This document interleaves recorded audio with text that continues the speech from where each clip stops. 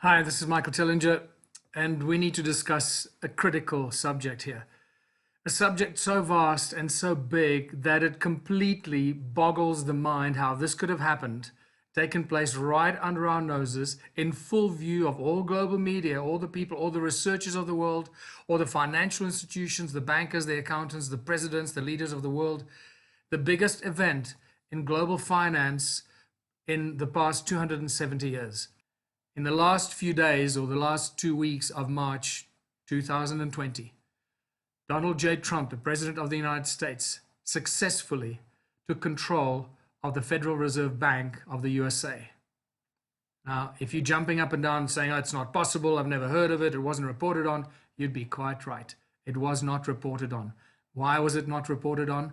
Because the same people that own the Federal Reserve Bank of the United States own all the other news media, and they would certainly not go out there with a big fanfare and news to say, oh, the central bank of the United States has just been taken over or nationalized by Donald J. Trump. So very few scant articles made it that Donald Trump brought the Fed into the Treasury Department of the United States, and that's news that was put out. But it's much, much bigger than that. The biggest central bank on earth, the Federal Reserve Bank of the United States, is now out of the hands of the Rothschild family. It is in full control under Donald Trump and his new 2IC to run the Fed for the United States, Larry Fink. And what it does, it presents the whole world with an incredible opportunity to do the same. Every president, every leader of the world can do the same, to bring your central bank into the Treasury Department of your country and simply say, thank you very much, we know what to do from here. It's important to realize that those who control the flow of money and those who control the printing, the creation of money, not those who have money, that's got nothing to do with it. There are many rich people around the world, incredibly wealthy people, but they're not in control of the money.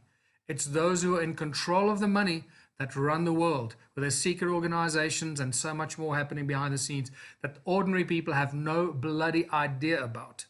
But so if you start following the money and you realize who controls the money, who's got the absolute right to print and distribute and create money out of thin air, then we realize where all the problems in the world are.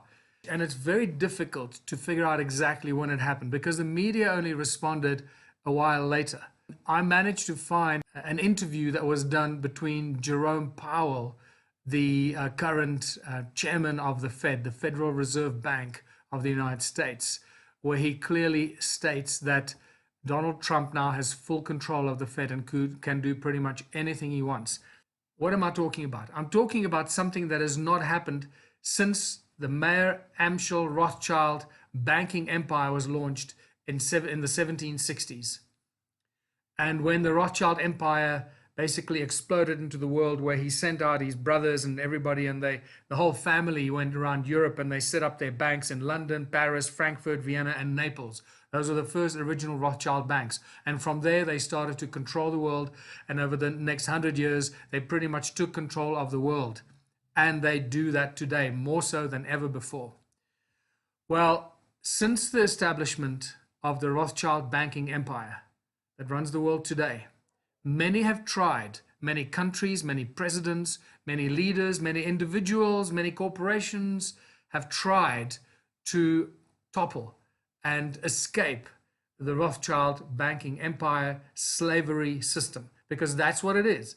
They capture all countries, all the leaders into their global financial systems and entrap them and enslave them. You cannot escape it because they put in their puppet master leaders and they put in their puppet master armies and so forth, and they control countries, presidents, leaders, and anyone that stands up to confront them or to challenge them, they're removed. Since the 1760s, this family and the banking families of the world have tortured, abducted, silenced, bribed, and murdered anyone that stands up against them. Let me make this very, very clear.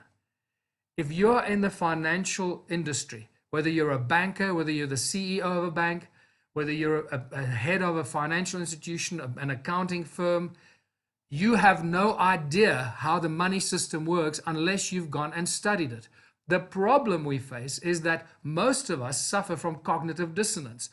And that cognitive dissonance prevents us from believing or digesting information that we get about the origins of money, how it's made, how it's controlled, who creates it, and how it runs the world.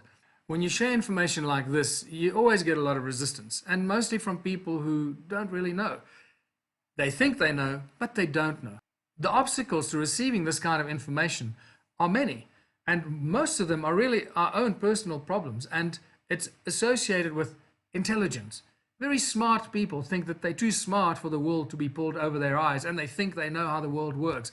They think they know the money markets, especially people that work in the finance industry and investments and banking and accountants, and they all come from the same education. They all come from the same accounting and banking education, at the same lies and indoctrination has been programmed into the people that run and manage the financial institutions. So obviously their sense of reality is what they were told. Those are the rules that they work with, and that's what they understand. So they can't imagine anything outside of. They can't imagine that there's another game that's being played behind the screen that they're not aware of, about the creation and the control and the manipulation of money. They just know what they were taught at university, and then the structures and the systems that they were told to implement when they get their first job, and then they implement their structures very, very well, and they keep getting promoted higher and higher and higher up.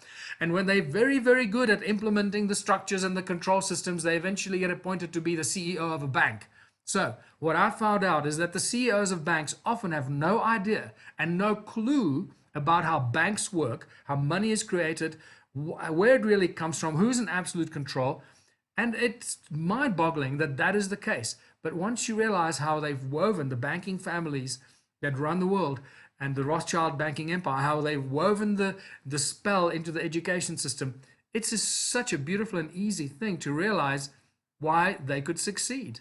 So intelligence and education is often a problem, because we think that I've been educated, I got this degree or that degree, or I've worked in this and I've worked in that institution, I know how the money markets work. No, you don't, until you realize who the people are behind the creation of money, where it comes from, and how it was actually inserted into humanity some 6,000 years ago, and then fine-tuned some 270 years ago under Mayer Amschel Rothschild.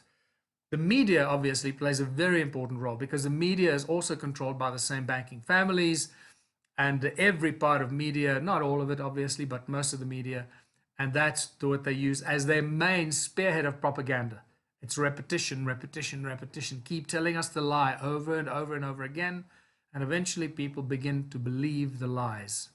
Well, the entire global financial scheme is controlled by a small group of people, a very small number of people. It is a business. It's a global business that controls the world. Do you really think for 1 second that a global business of this size would not be controlled? You've lost your mind if you think like that. It is the most controlled business on earth because it controls all the other businesses on earth. Okay, so let's backtrack here. Since the launch of the Rothschild banking empire that has grown into what we know as the financial industry today, no one has been able to topple the Rothschild grip on humanity. And there have been some very important and very prominent people that have tried and have done very, very well. And they've all been silenced or killed. President Jackson in the USA was a great example. Several attempts on his life were made. And then obviously President Lincoln, who challenged the whole banking industry, challenged the central banks in the USA with these greenbacks, and made America basically a debt-free country. Then we have obviously Archduke Franz Ferdinand from the Austro-Hungarian Empire, who was assassinated in Sarajevo, which sparked the First World War. We have Tsar Nikolai Romanov, who was taken out because he opposed the banking empire of Europe, and they took over Russia. And it was that whole Zionist banking Bolshevik plot that I fear is now invading the United States. And also we have Hendrik Verwoerd, South Africa's Hendrik Verwoerd, who was murdered under the guise of apartheid. It had nothing to do with apartheid. Hendrik Verwoerd wanted to do what JFK did just 3 years before him in 1963, when JFK started to print the United States notes. He did pretty much very much the same to what Donald Trump did, except he didn't have the support. He was all alone. Can you imagine how JFK must have felt when he started to print the United States notes? He couldn't talk to the media. He couldn't get his message out to the people because the media is controlled by the people that run the Fed. He's just stolen the Fed from the banking families that own the media and all the propaganda of the world. There's no way he could share his knowledge and information with the people. So very quickly they just took him out, and the Fed took back the money, the control of the money, and everything went back to normal. But JFK came very close, but the time wasn't right.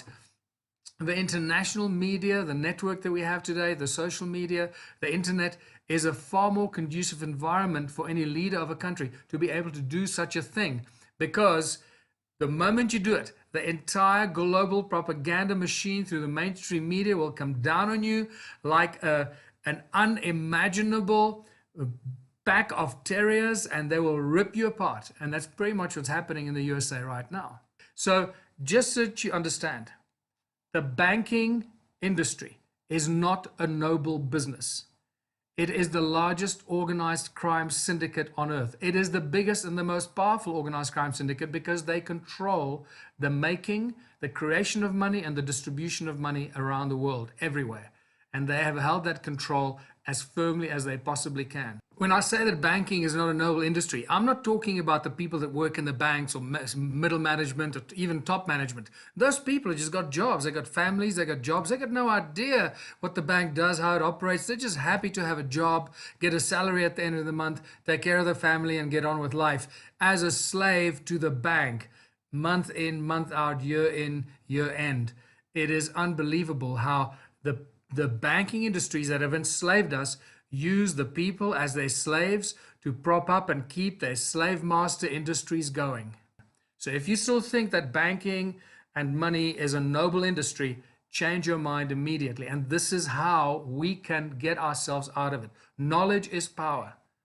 If you know this, and once you know this, it's very easy to recognize what we have to do to get out of it. I'm going to throw in this here. The one small town strategy with the Ubuntu movement has all the solutions for this problem. We can get out of this problem literally in the blink of an eye. All we need is more people to recognize how powerful the one small town strategy is, and we can start moving on this very quickly. So let's come back to Donald Trump and what he did. Donald J. Trump, the president of the United States right now, was the first individual that managed to outsmart the bankers. He did it quietly, stealthily, and without any fanfare or global news or reporting on it. He took over and basically nationalized the Federal Reserve Bank of the United States. Now, I know that there are going to be a lot of people jumping up and down. Oh, he didn't do this, he didn't do that. And all I'm going to tell you is that if you still think that, then you have no idea how the central banks of the world work, who controls them, how they operate, and you need to go away and go back to the drawing board, go back to class and learn about this. Because if you don't realize what has happened here, then you've missed the point. Now, the question is, why has this gone unannounced? Why have the media not reported on this? This is a huge thing that for 270 years, the world has been fighting the Rothschild banking empire to get out of that slavery grip. Is because the mainstream media are also owned by the same people that own the Federal Reserve Bank. So how did Donald Trump manage to do that? Very easily. The central banks of the countries are generally protected by the armies of that country, the army, the military, the police, and they're the ones that normally protect the draconian slave masters, the central bank, until you get a president that realizes what's going on, and he takes over that central bank because he controls the army, and the army is not going to go against him because he controls the army. Donald Trump is the president of the USA. He controls the army, the military, the police, and etc. And especially now, under the state of emergency, he's got pretty much complete control of the USA. So Donald Trump simply brought the Federal Reserve Bank into the Treasury Department, and nobody realized what was happening. It was such a slick and subtle move. He didn't close it or annex it or say, oh, you're a bunch of bad guys, we don't want to work with you. No, not at all. He just said, we're bringing the Fed into the Treasury Department because we need to work closer with the Fed. From that moment on, he, by de facto, became the head of the Fed. Then he did the next most incredible move, and he appointed as his 2IC, or the guy to look after the Fed, now under the umbrella of the United States Treasury Department, that one of the most powerful, if not the most powerful and influential person in the world, by the name of Larry Fink. Larry Fink runs a company called BlackRock. BlackRock is, I guess you can say, the largest company on earth. They have probably way more than $20 trillion under management. Larry Fink is the CEO of this company and a close friend of Donald J. Trump. They've been working together since the 80s, I believe already. And so the most powerful individual in business and money and finance and stock exchange and stock markets, Larry Fink, is now Donald Trump's 2IC, managing the activities of the Fed. You cannot have a more powerful combination than that. What Donald Trump has done, literally, is unimaginable. And the reason why this has gone unreported by the mainstream media is because the mainstream media are also owned by the same people that own the Federal Reserve Bank, the banking families, the Rothschild empire. They own all the central banks of the world. The Fed, the Bank of England, the South African Reserve Bank, Bank of Australia, Bank of India, all the central banks of the world are controlled by this global banking empire family group. Normally, the central banks are protected by the armies and the police force of all the countries, until you get a president that realizes what's going on and he takes over that central bank because he can, because he controls the army, and the army is not going to go against him because he controls the army.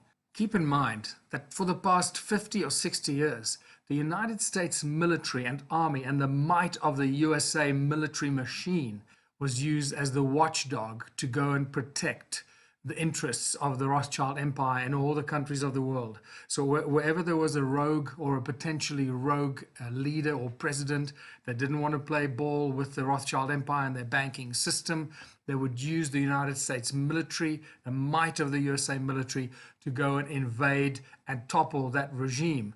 It had nothing to do with a threat to the USA or anything like that. It had always related to the threat to the Rothschild banking empire, because that particular leader or government did not really want to play ball with their central bank plan of action and the control of that country.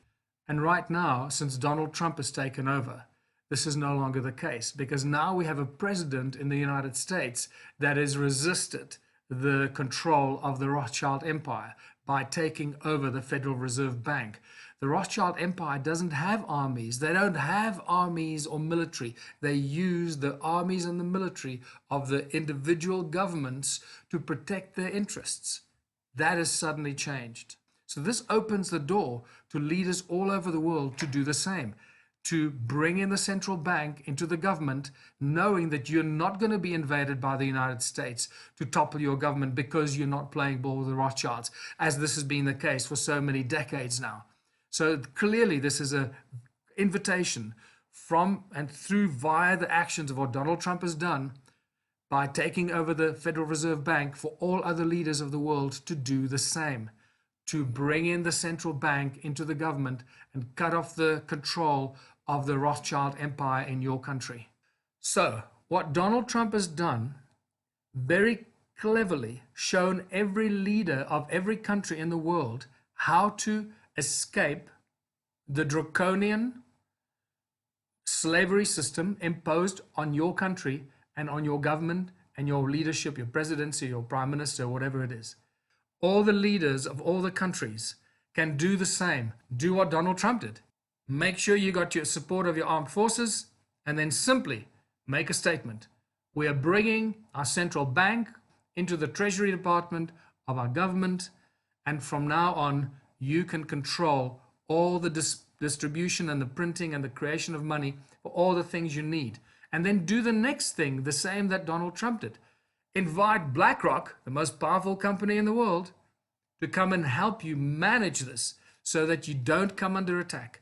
So now you got the president or the leader bringing in, taking control of the central bank, and you got BlackRock standing by you to make sure that you manage it properly, that the market, that you don't crash the markets and you don't cause trouble, because keep in mind, the global markets are controlled by the banking families from the City of London. That's where they control the markets. The markets aren't just an accident that happens on their own, right? It's a free economy. No, don't even think that for 1 second. The markets are completely and utterly controlled by the very high up accountants that work for the banking families from the City of London. And that's where they play a global game with all the markets around the world.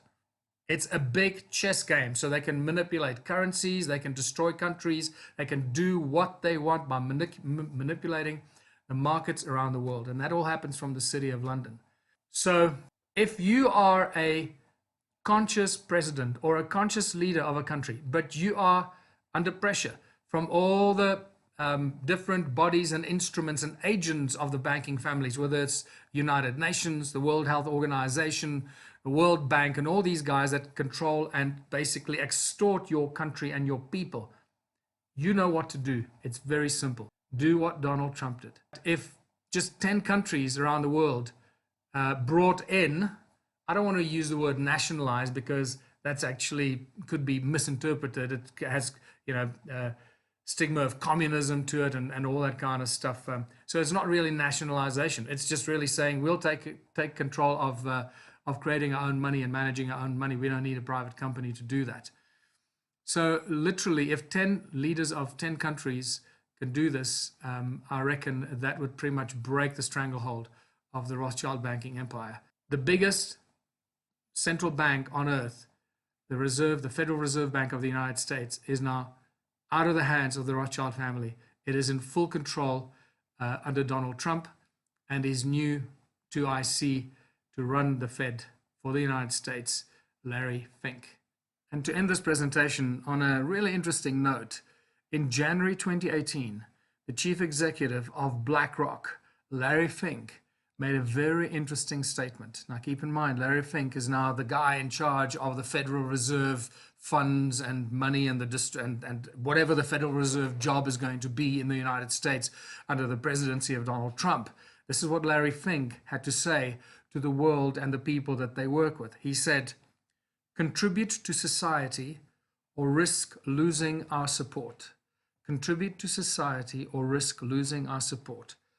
Isn't that a very nice message to receive from the most powerful person in global finance, rather than messages of taxes, cuts, more stringent restrictions on humanity and so forth? Isn't that a lovely message to send to the people of the world? Contribute to society or risk losing our support. I think we'll have some very interesting times ahead with Donald J. Trump taking over the Fed and his main guy looking after it, Larry Fink, with that kind of attitude towards humanity. Every country can do that. Let's use this opportunity. Do what Donald Trump did. We can start a whole new world, come out of the coronavirus insanity, the madness, and create a brand new world. And once we inject the one small town strategy, one small town can change the world strategy, where we create small, beautiful communities that cooperate and collaborate on all the things they do to create prosperity and abundance, as opposed to compete against each other and destroy each other and destroy each other's lives, businesses and families, rip their towns apart. Everything becomes possible. Please watch the One Small Town videos. Go to ubuntuplanet.org, and there are many videos there for you to inform yourself about the One Small Town strategy. Until later, this is Michael Tellinger. Bye for now.